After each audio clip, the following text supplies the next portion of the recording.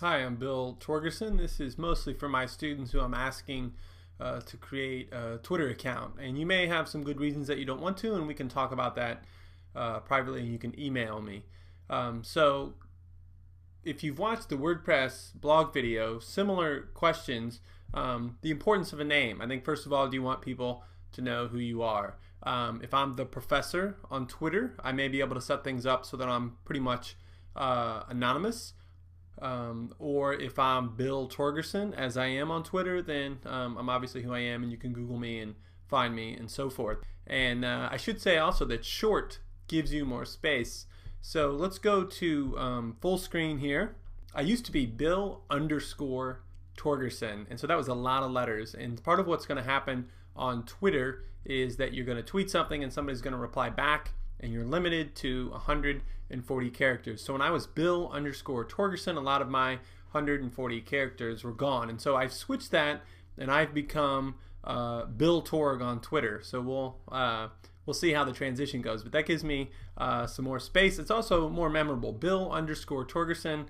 You've got to remember the underscore. You have to know how to spell Torgerson. But if I say Bill Torg, T-O-R-G, someone I think is more apt to remember that.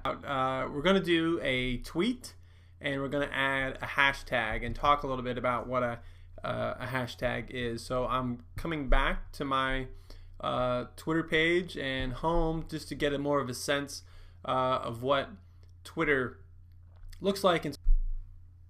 Okay, so I've composed a tweet here. This summer I'm going to experiment with students using the hashtag #TorgChat. So this little number sign, that's the hashtag, and then #TorgChat is the phrase I'm going to use. And so when you do a tweet for this class and you want us all to be able to see it, you're going to add this number sign #TorgChat. And so I'm going to tweet that.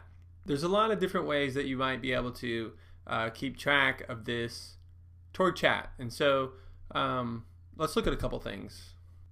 So there's this program called TweetChat. And so if you go to Google, well, it's tweetchat.com. If you go to Google TweetChat, you'll find it, and then the hashtag goes here, and so #TorgChat. And then I have to sign in, and this is an app that I've used and I'm comfortable using, and so I'm going to add, up here is where I add the word #TorgChat, and I hit to go.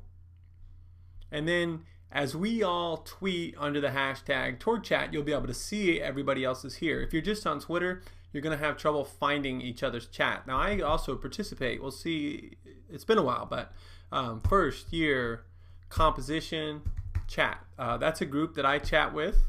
Here's an example of many of these people in this FYC chat I didn't know, and they all teach first year writing courses the way that I do, and we got together on Wednesday nights and we tweet about teaching, and we've since then put in a proposal to present at a conference in Vegas, which was accepted. And so we'll be talking about using Twitter for professional development. I'll be talking specifically about students using Twitter in the classroom too, and I'll be presenting with people that I met online on Twitter and that I don't know, that I've never met in person. So that's just one of the small ways. So this, if you want to sort of, we could arrive at a specific time and we could chat like once a week about class, which I don't plan to do, but we also can just use TweetChat to go every other day or so when you've been assigned to tweet something, and we can see what everybody had to say. So that's TweetChat. So I use TweetChat on that weekly Wednesday night chat, and I use it to bring all the tweets together, and I also use it because every time I tweet at someone, I don't have to add the hashtag #TorgChat, and so it does that for you automatically. Okay, so now I'm on my Twitter page, and it's for me very difficult to determine when someone tweets back at me. And so I'm going to tweet. This is a former student of mine. I don't think he would mind. His name is Chris Murphy. I knew him when he was an 8th grader at least 10 years ago, probably longer. And so I'm going to tweet at him. And so now I'm tweeting at my former student. I'm using your profile in a tutor tutorial. What do you think about that? And so I'm tweeting that at Murph. And if I look up at the top of my page, I just tweeted this, and so there it is. But I would have to sit here and watch this page update to know when he tweets back at me. And all this stuff you see on the screen changes pretty regularly, just due to updates with Twitter and adjustments by the company and so forth. And so I use this program called TweetDeck. And you can also add people to lists and pay special attention. Like if you're following 1,000 people and you really only want to listen to 20 or so, take this thelit.pub. Let's say that I wanted to follow them and they tweeted, so let's say that I wanted to follow thelit.pub. Just take an example. CSU is searching for a poetry professor who can also serve as interim director of the CSU Poetry Center. So you might be surprised that Twitter is a place where you can find jobs. And so I can hear you, if you challenge that, you say, what kind of company would post a job on Twitter? Well, the kind of company that's looking for someone who is digitally literate, who is adept at writing these sorts of texts. So let's say that I wanted to add the Lit Pub to one of my lists. I really only have one list, and so they're included on my digital stories, and so I'll close that. And now I'm going to show you TweetDeck and show you how I keep track of where people tweet at me. So this is what TweetDeck, you spell it TweetDeck, and then tweetdeck.com. And so this would be where you would download the software to enable TweetDeck on your desktop or laptop.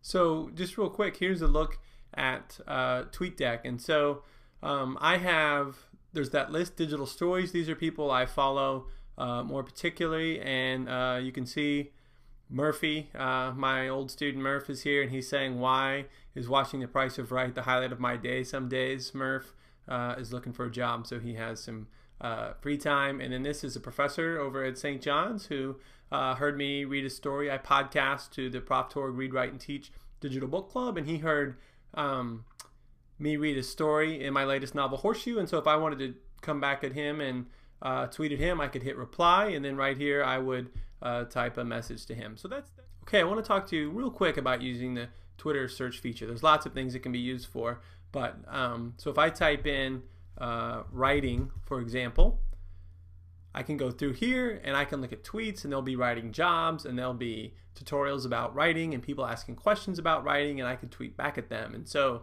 if I own a swimming pool company, maybe I go on Twitter and I look for people tweeting about wanting swimming pools, and I tweet back at them, and we develop a relationship. The next thing I know, they're hiring me to come put in a swimming pool. Or I look for how-to in writing, and all of a sudden, or maybe I want to know how to use Facebook in education, and so I type in Facebook and education, and there's tweets and there's teachers talking about Facebook and education. Or I type in speech pathology and I find jobs. Or I type in Haiti earthquake and I find ways that I can help with some sort of world event. So there's lots going on Twitter. I look forward to seeing your tweets as this course unfolds. Thanks for watching the video. Take care.